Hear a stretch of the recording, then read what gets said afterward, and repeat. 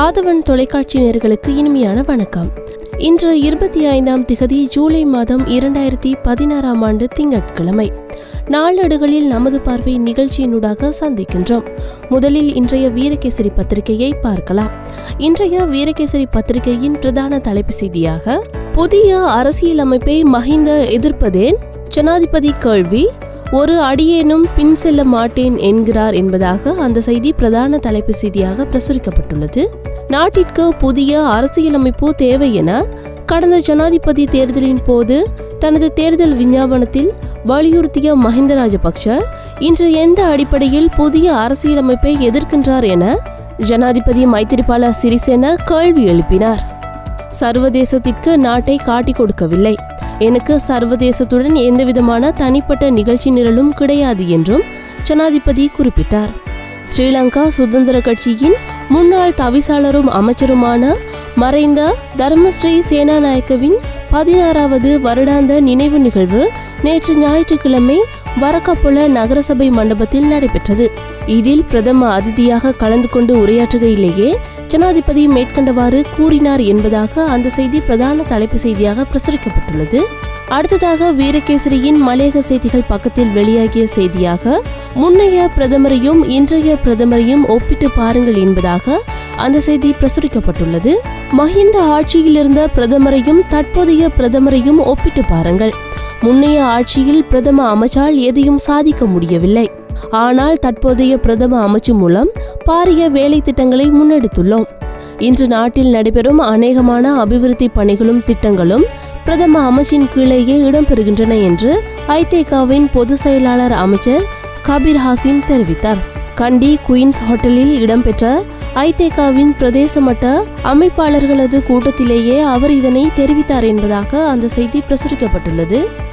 வீரகேசரியின் ஆசிரியர் தலையங்கம் தொடர்ச்சியாக தென்படும் சாதகமான காரணிகள் என்கின்ற தலைப்பில் வெளியாகியுள்ளது. நாட்டில் வாழ்கின்ற சிறுபான்மை மக்களை பொறுத்தவரையில் நாட்டில் அரசியல் பிரச்சனையை தீர்ப்பதற்கான பொருத்தமான சூழல் கடந்த காலங்களில் பல்வேறு தடவைகள் கனிந்து வந்த போதும் அவற்றில் உரிய பலனை பெற முடியாமல் போய்விட்டது. இதனால் தமிழ் பேசும் மக்களுக்கான அரசியல் தீர்வு என்பது எப்போதுமே சாத்தியமற்ற ஒன்றாகவே இருந்து வந்துள்ளது. மக்களின் நியாயமான அரசியல் அதிகார அபிலாஷைகள் நிறைவேற்றப்படாமல் அந்த மக்கள் அரசியல் அதிகாரமற்றவர்களாகவே காணப்படுகின்ற நிலை நீடிக்கின்றது.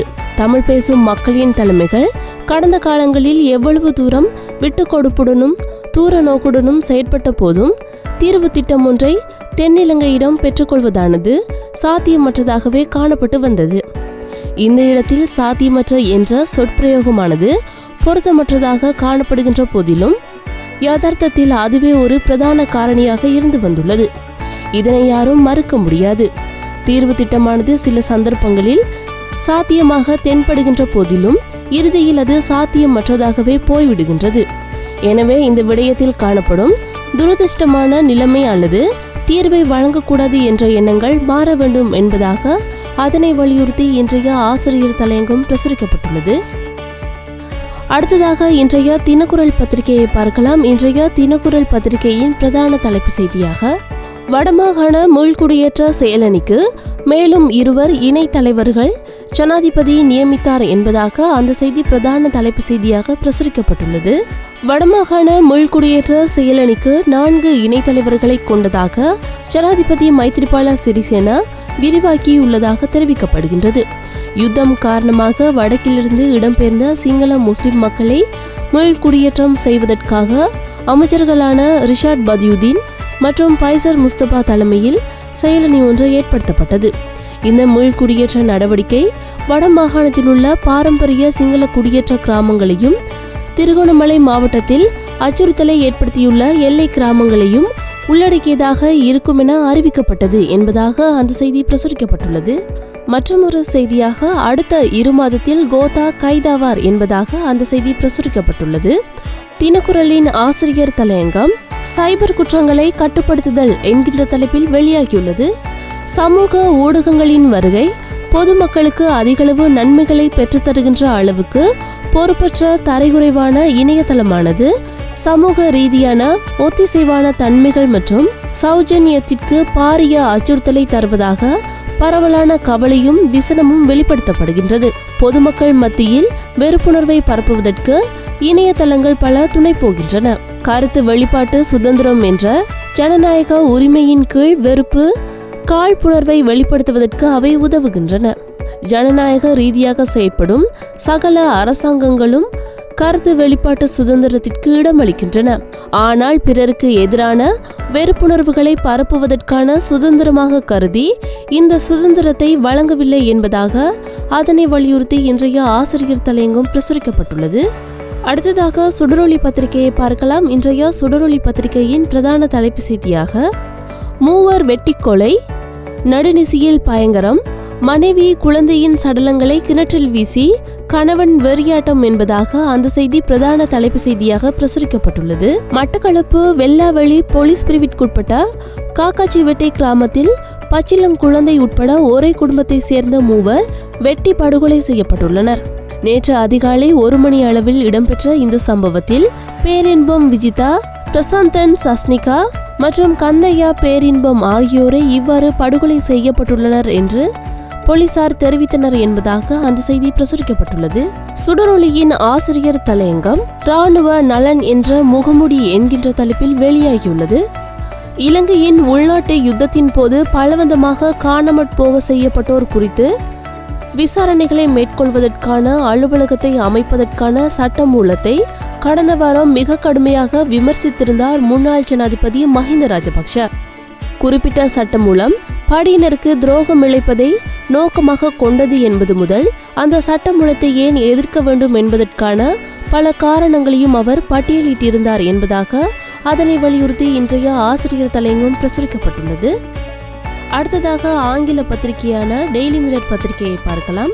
இன்றைய டெய்லி மிரர் பத்திரிகையின் பிரதான தலைப்பு செய்தியாக நாடு அபிவிருத்தி அடையும் வரை தாம் பதவியை விட்டு விலகி வீட்டுக்கு செல்ல போவதில்லை என பிரதமர் ரணில் விக்ரமசிங்க தெரிவித்துள்ளார் என்பதாக அந்த செய்தி பிரதான தலைப்பு செய்தியாக பிரசுரிக்கப்பட்டுள்ளது.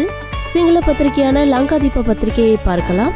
இன்றைய லங்காதீப பத்திரிகையின் பிரதான தலைப்பு செய்தியாக ஒன்றிணைந்த எதிரணியுடன் ஜனாதிபதி இன்று சந்திப்பு.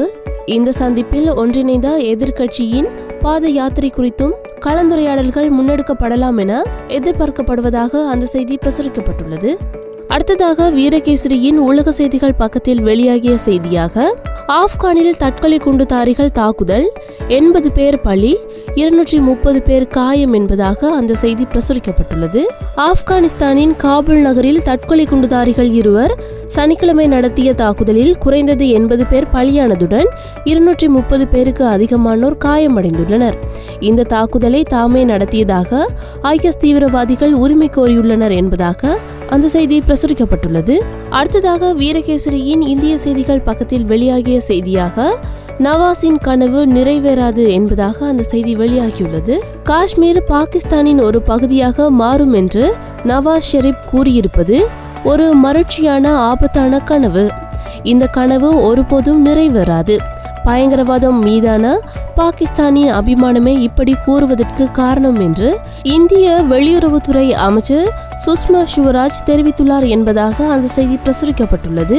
தினக்குரலின் கேலி சித்திரம் 5 வருடத்தில் மஹிந்தவிற்கான மக்கள் ஆதரவு சரிந்துவிடும் என்று நல்லாட்சி தலைவர்கள் எதிர்பார்க்கின்றார்கள் என விமர்சனங்கள் பல முன்வைக்கப்படுகின்ற நிலையில் ஒவ்வொரு ஆண்டிலும் மஹிந்தவிற்கான ஆதரவு அதிகரித்துக் கொண்டே செல்வதாகவும் அதனை தடுக்கும் முயற்சியில் பிரதமரும் ஜனாதிபதியும் ஈடுபட்டுள்ளதாகவும் அதனை சித்தரிக்கும் வகையில் இன்றைய கேலி சித்திரம் பிரசுரிக்கப்பட்டுள்ளது.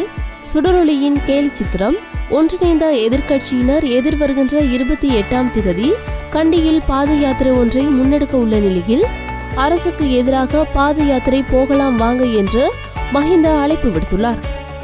மற்றொரு பக்கத்தில் அரசை பாதுகாக்க வீதியில் இறங்குவோம் வாங்க என்று பிரதமர் ரணில் விக்ரமசிங்கவும் அழைப்பு விடுத்துள்ளார். இருப்பினும் பொதுமக்கள் நாட்டு பிரச்சனையை பொருட்படுத்தாது, அட போங்கயா, கபாலிக்கு டிக்கெட் வாங்க நாங்க பட்ட பாடு எங்களுக்கு தான் தெரியும் என்று தெரிவிப்பதாக அதனை வலியுறுத்தி இன்றைய கேலி சித்திரம் பிரசுரிக்கப்பட்டுள்ளது.